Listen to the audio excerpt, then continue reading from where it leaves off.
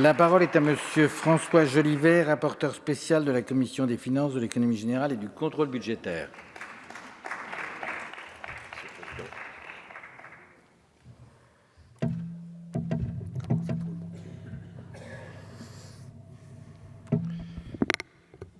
Monsieur le Président, Monsieur le Ministre, Mesdames, Messieurs les rapporteurs, mes chers collègues, je souhaite avoir une pensée pour les victimes des effondrements de Marseille qui nous rappellent avec force l'actualité des logements insalubres et encore plus des immeubles qui menacent ruine dans les cœurs de ville. Peut-être une certaine forme de biais, la construction plutôt que la réhabilitation. Je crois que le Parlement devrait s'interroger sur cette dérive que l'on observe un peu partout dans les cœurs de ville de France. Rapporter un budget du logement et d'hébergement, Monsieur le Ministre, dont les crédits sont en diminution, n'est pas synonyme ni signe d'un désengagement des pouvoirs publics. Au contraire, c'est le choix de l'efficience dans un domaine qui est tout à la fois une préoccupation majeure de nos concitoyens, un secteur essentiel de notre économie et surtout, parfois, synonyme d'échec des politiques publiques.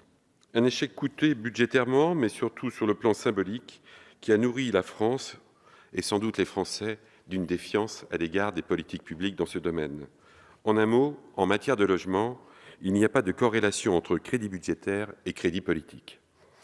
En cohérence avec la loi Elan, nous souhaitons décupler son impact en favorisant le déploiement d'une aide rénovation au cœur de ville que vous avez annoncée, Monsieur le Ministre, dans les 222 villes identifiées par le ministère de la Cohésion des Territoires.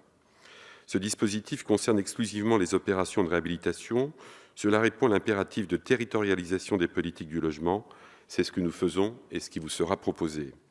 J'entends déjà les reproches qui pourraient m'être faits. Le député Jolivet supprime une niche fiscale en première partie de la loi de finances et en accompagne une, voire la crée, sur la deuxième partie. Ce n'est pas la même chose. On a accumulé des dispositifs année après année, éparpillés par petits bouts, façon puzzle, comme aurait dit Bernard Blier dans Les Tontons Flingueurs. L'administration doit se doter d'une doctrine dans le domaine des dépenses fiscales. Un objectif, nous l'avons, une méthode d'évaluation, nous l'avons, et un bornage dans le temps, nous l'aurons. Le déclin des villes moyennes et des centres-bourgs n'est pas écrit dans le marbre, leur rebond est possible. Je souhaite partager avec vous mes 4 principales observations sur ce budget. Premier élément, la production de logements neufs. Celle-ci atteint un niveau exceptionnel en 2016 et surtout en 2017. Le niveau de production semble être en léger repli en 2018, mais cette tendance pourrait se confirmer l'an prochain. Ce tassement obéit aussi au cycle de la production de logements et du cycle des élections dans notre pays. Second élément, notre engagement en faveur de l'hébergement. Monsieur le ministre, je tiens à vous redire publiquement mon soutien sur votre plan hiver, dont l'objectif est de mettre à l'abri les personnes à la rue.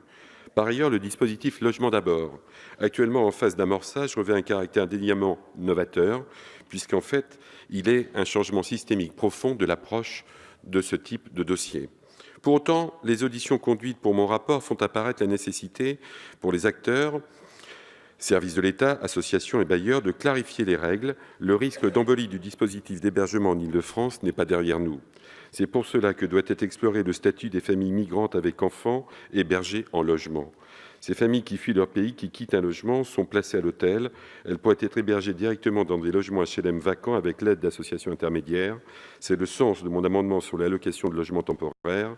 Un logement avec ses charges coûte 600 € par mois. Une chambre d'hôtel, c'est 80 € par nuitée. Je n'oublie pas non plus que les prisonniers politiques dans le monde entier se repèrent en prison en chantant la Marseillaise. La France est plus qu'un pays, elle est une idée. Nous avons donc des devoirs à l'égard des gens que nous accueillons.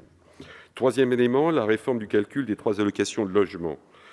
Cela fait 20 ans que quelqu'un en rêvait. Eh bien, c'est votre majorité qui va la faire. La contemporanéité du calcul des aides au logement est une mesure de justice et d'économie, puisque 900 millions d'euros sont attendus de cette réforme. Dès 2019, l'éligibilité d'un demandeur aux APL sera calculée non plus en fonction de ses ressources N-2, mais sera calculée sur la base des 12 derniers mois. Cette réforme demandera de l'agilité, les APL seront calculés chaque trimestre, de la fluidité, il faudra que les échanges entre la CNAF et la DGFiP soient performants, et une communication adaptée pour les bénéficiaires des aides ainsi que pour les bailleurs. Quatrième élément, l'an 2 de la RLS. La trajectoire de réduction de loyer de solidarité contraint les bailleurs HLM à se restructurer. Il faut prévoir impérativement un plan de secours à destination des organismes dont personne ne voudra. En 2019, il faudra aussi s'interroger sur la supportabilité du modèle économique avec le prélèvement d'1,5 milliard prévu en 2020. Je souhaite également souligner la nécessité de clarifier la compatibilité du modèle de financement du logement social avec le droit européen. Le logement social est un service d'intérêt économique général. À ce titre, les opérateurs HLM de ce service bénéficient davantage. Les modalités de calcul de ces compensations demeurent floues, ce qui nourrit des risques contentieux et une épée de Damoclès sur le processus de restructuration du secteur. C'est l'ANCOLS, Monsieur le Ministre, qui a en charge la mission de calcul de la surcompensation. Il faut qu'elle définisse très vite et au plus vite ces règles. Mes chers collègues, le budget qui vous est présenté est courageux, transforme, innove, réorganise et prend en compte, selon moi, le besoin des habitants et des territoires.